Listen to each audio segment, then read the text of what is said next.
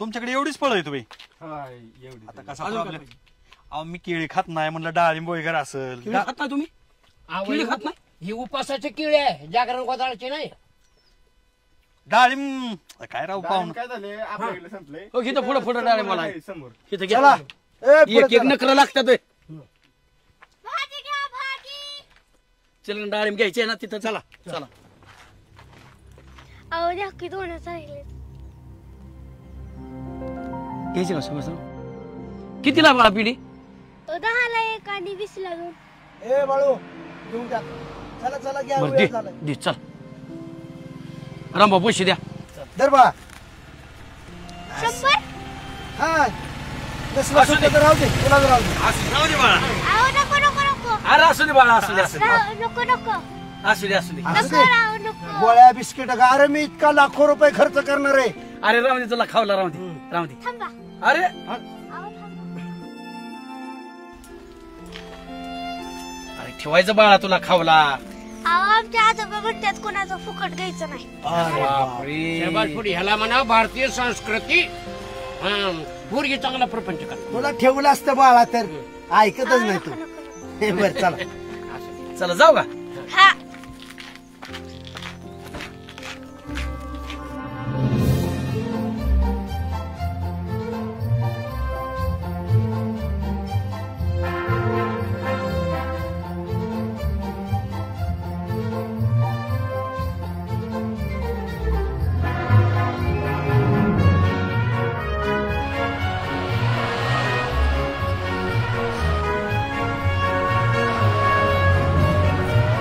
पण शेवटी केळावर भागवलं बाळासाहेब. बाळ का पळत ही?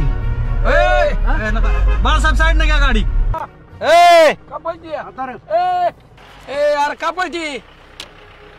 मला उशीर झाला शाळेत जायचंय. कुठं घर आहे तुझं? हा इथं समोरच आहे. चल तुला सोडतो घरी. नको आमच्या आजी आजोबांनी सांगितलंय लोकांच्या गाडीत बसायचं नाही. अरे आम्ही तुमचं काका आहे. बस बस तुला सोडतो. नको काळजी करू बस. अगं पुरी मी तुझा आजोबा आहे. ये चल ये इकडं ये. ये दार लावून. घरी सोडतो तुला बाळा. हा बसा बसा बसा. कुठे घर आहे दाखव. चला.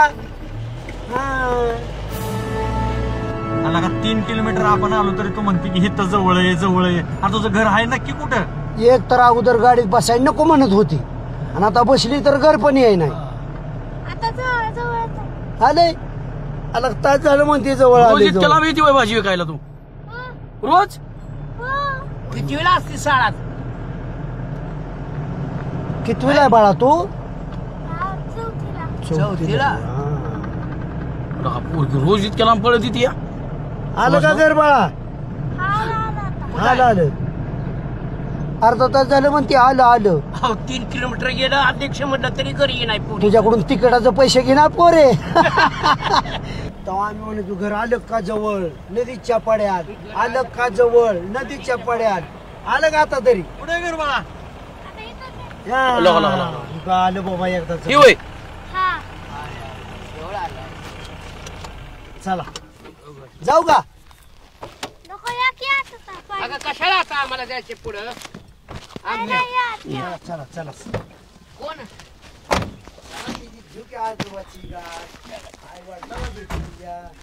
ही होय.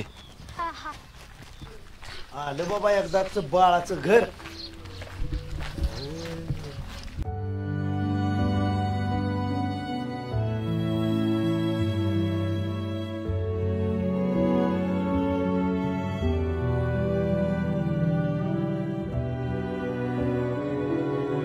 हो या की घरात.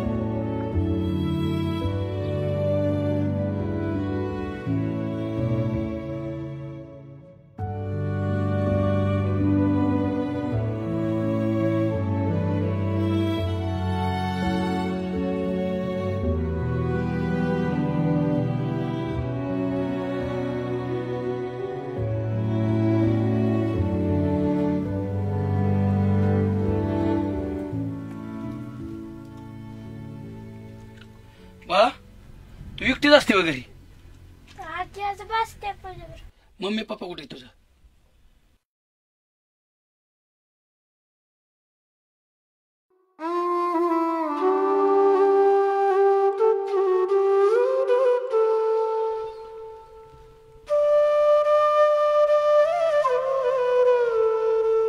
आजी आजोबा कुठेच बाळा तुझं?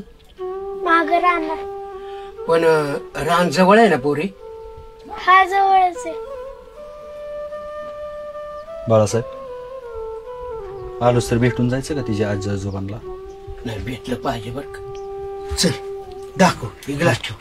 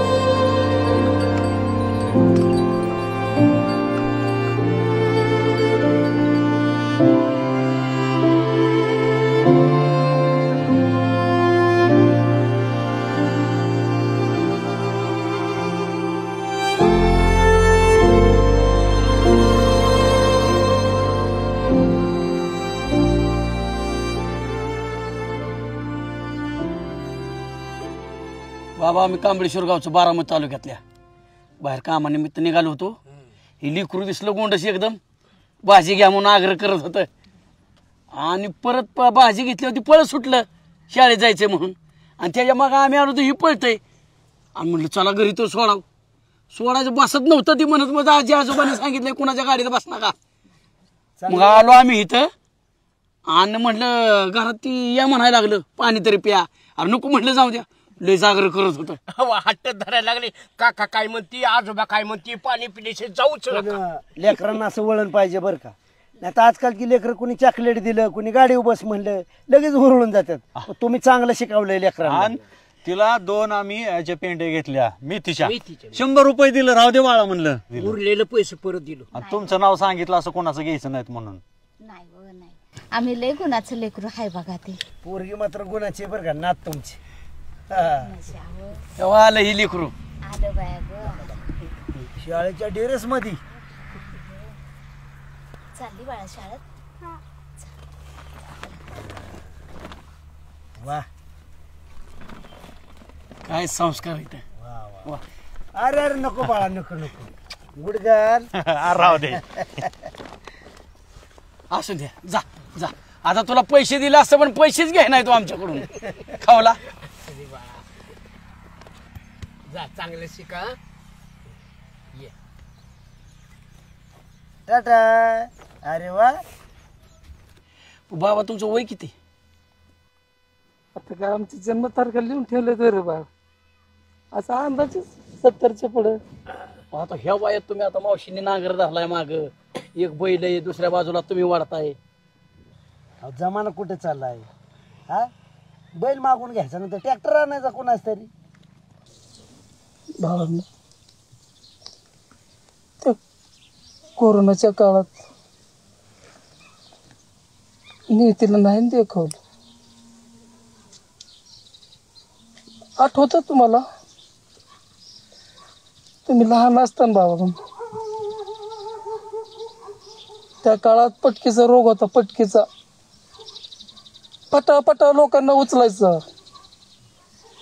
तसं या कोरोनाने ना प्रत्येक घरातलं एक एक एक एक सोनं उचलून नेलं बघ. आणि तीच पाळी माझ्यावर पण आली. लय नवसाचं पोरग होत, एकुलतं एक. पण नीतीने त्याला नाही सोडलं आणि त्याच्या बायकोला पण नाही सोडलं. आमच्यापासून हिरावून नेलं. मग शेत ना त्याच्यासाठी विकावं लागलं. कुठं दवाखान्यात नाही, तुम्ही सांगितलं नगरला न्या, पुण्याला न्या, सगळीकडे दाखवलं. निम्मा पैसा खर्च केला, निम्मा शेत गेलं, पण नाही वाचले माझे पोर. आम्ही होतो ना नवरा बायको, आम्ही 2 जण. आम्हाला न्यायचं ना, पण त्या नियतीला नाही दाखवलं तर ना बांध पोरग माझं नेलंच नाही. आता जगायचं कोणासाठी? पाहिलं ना तुम्ही ते लेकरू कसं चुन उड्या मारायचं ना तुमच्या पुढं. लय कष्ट, अगदी बापासारखंच. आता आम्ही जगतो ना फक्त त्या लेकराच्या तोंडाकडे पाहून. आता आमची जगण्याची इच्छा आहे. वरच्याला सुद्धा आमची दया आली नाही बघा. सोन्यासारखं लेकरू होत, तो गिळून बसला. सून कशी बी लोकांचं काबाड कसं मजुरी करून आणून द्यायची आम्हाला. ती बी गेली. आमच्या म्हातारीवर ती पोर देवानं ठेवली. काय करणार आम्ही सांगा ना. काय खरं नाही हो. लय वाटतं लोकांची पोरं दप्तर घेऊन शाळेत जातात, चपल्या घालतात, पण माझ्या लेकराला हो काय नाही भेटत. काय लय वाईट परिस्थिती बघा या शेतकऱ्याची. मुडदा तो सरकार, त्याला सुद्धा आमची किव येईना. सरकारी माणसं आली, पिकाचा पंचनामा केला. आम्हाला म्हातारीला म्हणली भेटन काय, कशाचं काय म्हणून चौकशीला म्हाताऱ्याला लावलं तिथं. तर म्हणतात अजून वरूनच पैसा आला नाही ते विम्याचा. कसला इमान, कसलं काय, कसला पंचनामा. काय खरं नाही व काय खरं नाही हे शेतकऱ्याचं. मेला शेतकरी कष्ट करू करू बघा, काय खरं नाही राहिलं. पोरांनो, आता मला का लय हौस आले का स्वतःला नांगराला झोपायचं. सोन्यासारखं लेकरू गेले तुम्हाला तर कळलंच. कोरोनाच्या पाठोपाठ गुरांना पण नाही सोडलं. ते लंपी आला, त्या लंपीने एक बैल पण घेऊन गेला. करणार काय? पैसा आहे तर सगळं आहे. ट्रॅक्टरवाला बिगर पैशाचा येत नाही. तो म्हणतो अगोदर पैसे द्या आणि मग येणार.